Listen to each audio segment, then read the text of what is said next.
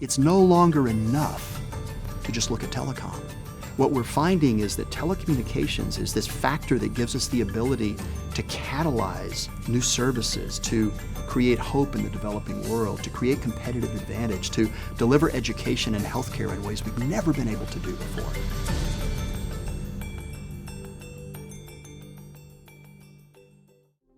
I do a lot of work in Africa. I was out one weekend driving around, and I was way out in the country, way out in the middle of nowhere. I came to an intersection. It was two dirt roads, and I came to this intersection, and over there in that field, there was a shipping container.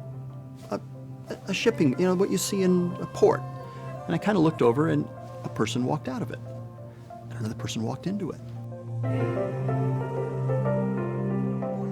This container was the local cellular office where you could buy a phone, get your card recharged, turn your phone in for repair, just talk to somebody about a problem if you wanted to.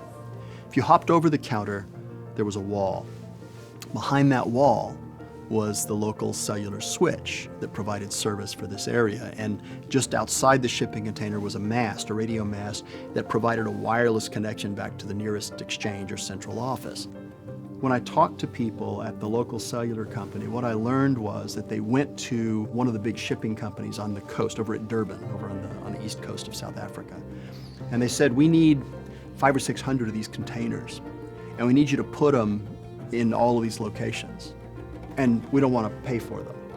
And of course the company said, and this is good for me because, and they said, well, because we're going to use them for housing infrastructure for telecommunications. We're going to give people telephony, we're going to give them internet access. And the reason we're going to do that is because it will enable the growth of business. When you enable the growth of business, it also enables the growth of crafts and art and light manufacturing, all of which have to be shipped. And the company said, how many do you need and where would you like them?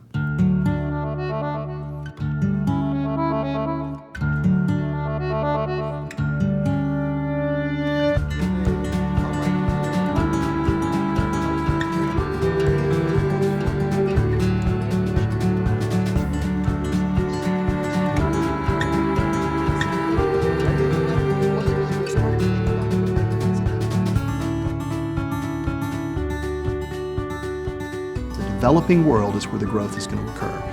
The developing world is where we're going to see leapfrogging taking effect because they don't have existing infrastructure that they have to figure out how to get out of before they get into the new stuff. They're going to go straight to the new stuff, and they're going to have all those benefits from day one, just like that. It's going to be a remarkable thing to watch.